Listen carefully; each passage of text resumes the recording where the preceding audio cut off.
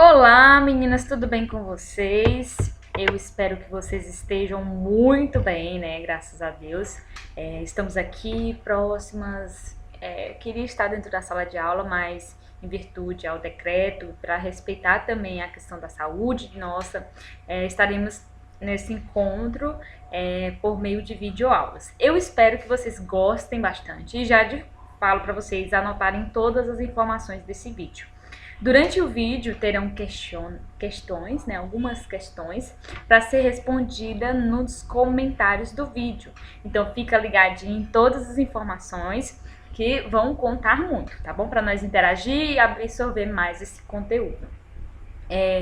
Para a gente poder falar da estética corporal e cirúrgica, a gente precisa entender um pouco sobre a anatomia, a estruturação da nossa pele e aí sim poder partir para a fundamentação das patologias estéticas, as intervenções, conhecer as cirurgias plásticas, como é que nós podemos atuar dentro desse contexto de cirurgias plásticas. Então, para nós profissionais, este conhecimento ele é de extrema importância e nós não podemos ter uma visão limitada, aquela visão só do conhecimento da tecnologia. Vocês sempre sabem, né, que eu sempre abordo sobre essa temática de uma visão 360 graus dentro da estética.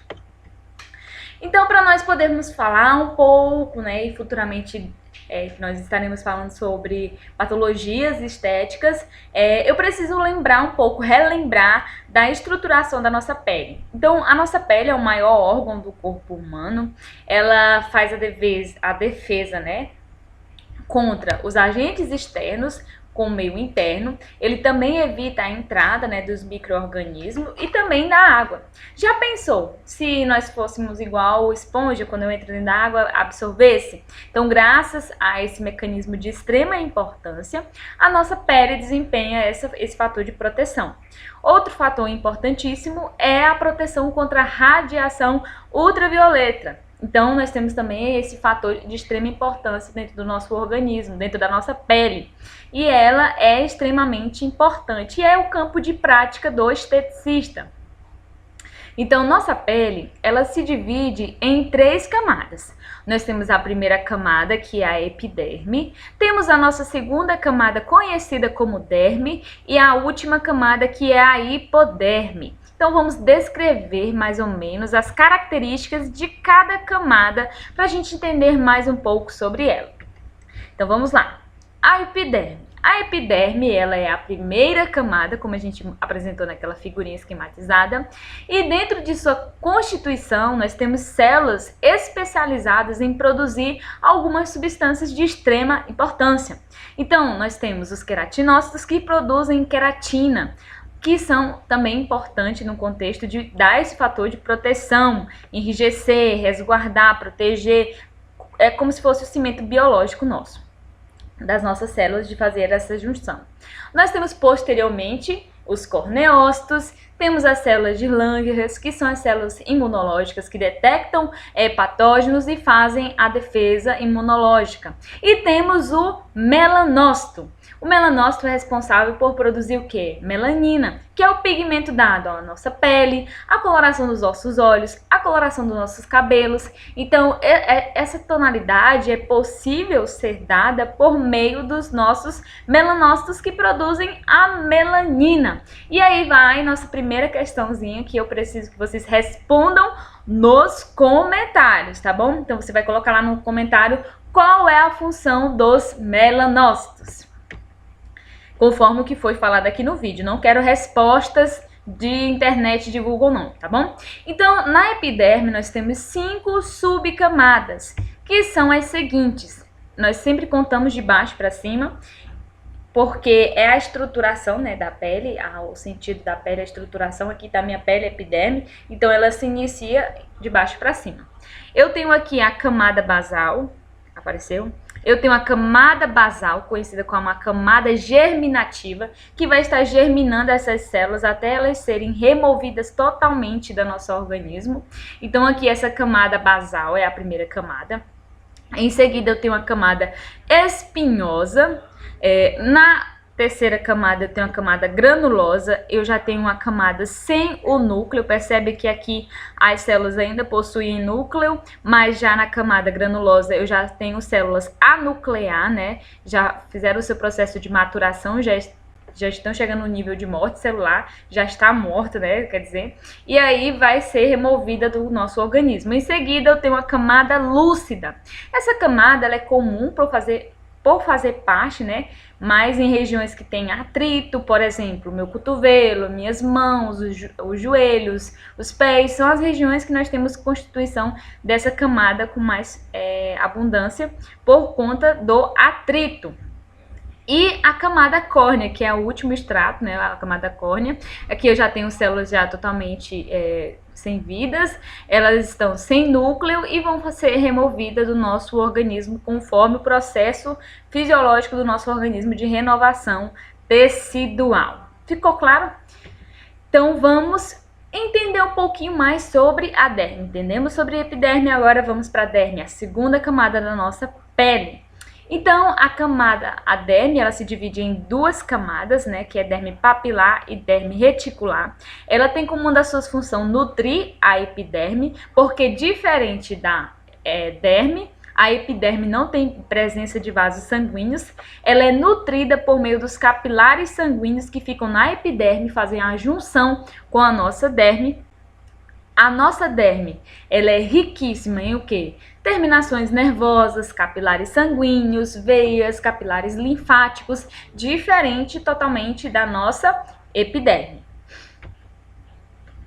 As células que têm a sua constituição dentro da derme são os estiócitos, os mastócitos e os fibroblastos. Os estiócitos, eles são responsáveis pela defesa imunológica. Então, se entrou um patógeno, começou a querer entrar dentro do nosso organismo, os estiócitos vão fazer a defesa imunológica. Os mastócitos, eles participam dentro do processo de regeneração, reparação do tecido. Então, o tecido foi lesionado, nós vamos ter os mastócitos participando dentro desse processo de regenerar esse tecido. E os fibroblastos, que tem como uma das suas especializações a produção de colágeno e elastina. Esse colágeno e elastina dão firmeza, sustentam e dão também elasticidade ao nosso tecido. Os anexos da pele. Aqui esse slide é só uma explicação bem mais minuciosa, mas como eu já tinha falado com vocês, eu passei para frente. Então aqui eu tenho os anexos da pele. Os anexos da pele eu tenho glândula sudorípara, glândula sebácea, folículo piloso e a unha. Nossa glândula sebácea, ela se encontra ao lado do pelo, ela é responsável por produzir sebo, que vai lubrificar esse pelo e em determinadas situações vai criar uma película nessa pele para impedir o nosso organismo de doar o pouco de água que ele tem nessa região para o meio externo. Aqui em seguida eu tenho a glândula sudorípara, que é responsável por excretar, né, suor, então ela vai estar excretando suor. E aqui eu tenho o meu folículo piloso, que produz o pelo. Então o folículo piloso é responsável por produzir, dar formação ao nosso pelo. E a hipoderme, que é a nossa última camada, também conhecida como tela subcutânea, ela é caracterizada, né, por ter em sua constituição uma grande quantidade, somente as células adipócitas. Ela é responsável por dar modelagem e silhueta corporal, então ela dá forma ao nosso corpo, por isso que quando a gente tem acúmulo de tecido gorduroso, de tecido de adipócito, né, em algumas regiões, eu tenho uma forma denominada por conta da quantidade desse tecido. Como eu falei, as células que constituem tecido adiposo são os adipócitos, que fazem armazenamento em forma de triglicerídeo dos carboidratos e açúcar que nós consumimos em excesso. Então, quanto mais você consome energia, né, que é uma energia para o nosso tecido, ele vai acumulando. Então, carboidrato e açúcares o açúcar em geral, tipo açúcar refinado, quando entra dentro do nosso organismo, se transformam em açúcares e são armazenados dentro do tecido adiposo. Inicialmente, esse tecido adiposo ele se encontra no músculo para ser utilizado como fonte energética. Porém, quando eu consumo em alto níveis esses tipos de alimentos e não tenho gasto energético, ele vai se localizando, vai estocando para que seja uma energia reserva. Eu falo como se fosse um banco, você vai depositando dinheiro, mas nesse caso é um dinheiro que a gente não quer que seja depositado. Então, o adipócito ele vai fazendo esse armazenamento dessa energia que você está consumindo e não está gastando. Tem um questionário bonitinho para vocês fazerem, mas aqui entra a parte que eu quero conversar com vocês sobre a importância desse contexto do conhecimento sobre essa parte da fisiopatologia, ou da fisiopatologia não, da estruturação da pele. Como eu falei para vocês, para se poder tratar qualquer patologia estética, eu preciso entender a sua formação inicial. Se eu sei que minha cliente ingere muito carboidrato, ela vai ter energia estocada demais. Então, alguns tratamentos que eu for utilizar como recurso para tratar esse estoque elevado, eu vou poder até prejudicar a saúde dela.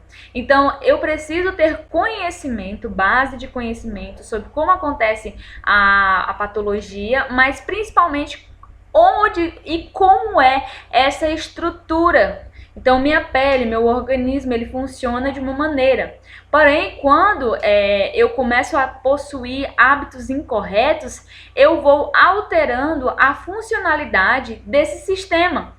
E essa alteração, em alguns casos, é negativa para nós e o nosso cliente vai atrás de um tratamento. Então, a visão da estética, ela não é uma visão limitada somente a entender o tratamento que você vai executar, mas eu preciso entender como que ocorre o processo de formação, como que é essa estrutura, como é que é essa estrutura em fatores normais, como é que é essa estrutura quando ela desenvolve essa patologia, o que ela afeta, o que vai afetar na vida do meu cliente. Então, tudo isso é um contexto de informações que nós profissionais precisamos ter para dentro da nossa avaliação estética, a gente conseguir traçar o plano de tratamento para o nosso cliente, conseguir ter respostas dentro desse plano de tratamento. Então, esse conhecimento, ele é a base para nós profissionais conhecermos. Professora, eu não quero trabalhar com isso, eu não gosto disso, eu não gosto de algumas coisas, eu não gosto de algumas outras áreas. Porém, você pode trabalhar com parceria com outros profissionais.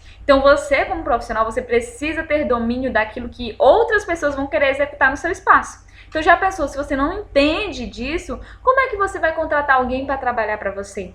Então, tudo isso é muito importante dentro dessa construção de conhecimento, beleza? Então, não esqueçam de responder a nossa perguntinha que eu fiz lá no início do vídeo, nos comentários, e eu espero que vocês tenham gostado bastante dessa aula, tenham aprendido. Eu vou estar cedendo para vocês esses slides, para vocês estarem aproveitando, mergulhando no universo do conhecimento, entendendo mais sobre a fisiopatologias, que nós iremos falar mais na frente. Vou falar de algumas técnicas estéticas corporais, faciais, então vai ser bem bacana, tá bom? Um grande beijo no coração de vocês, espero que vocês tenham aprendido.